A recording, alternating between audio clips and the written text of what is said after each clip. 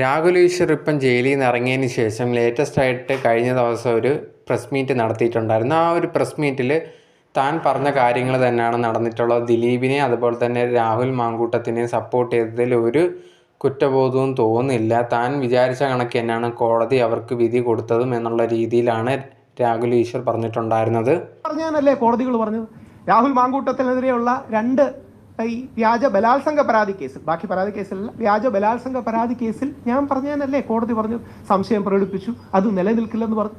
ഒരു കേസ് നിലനിൽക്കില്ല എന്ന് കോടതി പറഞ്ഞാൽ അതിനർത്ഥം പരാതി വ്യാജമാണെന്നല്ലേ. ഞാൻ ശ്രീ ദിലീപിൻ്റെ കാര്യത്തിൽ ആദ്യം മുതലേ എടുക്കുന്ന നിലപാടുകൾ കോടതിയുടെ അടക്കം സാധൂകരണവും പറഞ്ഞ ഓരോ കാര്യങ്ങളും ശരിയായി വന്നില്ലേ. പക്ഷെ എനിക്ക് മാധ്യമങ്ങളോട് പറയാനുള്ളത്, ഞാൻ ശരിയായി എന്ന് പറയാനല്ല ഈ അവസരം ഞാൻ ഉപയോഗിക്കുന്നത്. പകരം നമ്മുടെ സമൂഹത്തിന് തെറ്റിപ്പോയി എന്നുള്ളൊരു തിരിച്ചറിവ് വേണം. ആ വീട്ടിലും പുള്ളിക്കൊരു അമ്മയില്ലേ? ആ വീട്ടിൽ പുള്ളിക്കൊരു ഭാര്യയില്ലേ? 2 പെൺമക്കളല്ലേ അവിടെ ഉള്ളത്? എത്ര കാലം അദ്ദേഹത്തെ വേട്ടയാടി. പോലീസും പ്രോസിക്യൂഷനും ഒരു ഫോട്ടോ ചോർത്തിയതെന്ന് ഓർമ്മയുണ്ടോ? പൾസർ സുനിയും ദിലീപും ഒരുമിച്ച് നിൽക്കുന്ന ഒരു ഫോട്ടോ കിട്ടി, ദൈവത്തിൻ്റെ കയ്യൊപ്പുള്ള ഫോട്ടോ എന്ന് പറഞ്ഞു. എവിടെയാ ഫോട്ടോ? ഒന്ന് ആലോചിച്ച് നോക്കുക. നടക്കുന്ന കള്ളത്തരത്തിൻ്റെ എക്സ്റ്റെൻറ്റ് ആലോചിച്ച് നോക്കുക. രാഹുൽ ഈശ്വർ കുറച്ചുകൂടെ സാധാരണക്കാരനാണ്, 16 ദിവസമേ ജയിലിൽ കിടന്നുള്ളൂ. ശ്രീ ദിലീപ് 85 ദിവസം ജയിലിൽ കിടന്നു. ശ്രീ പൾസർ സുനിയും ദിലീപും ഒരുമിച്ച് നിൽക്കുന്ന ഒരു ഫോട്ടോ ഞങ്ങൾക്ക് ലഭിച്ചു.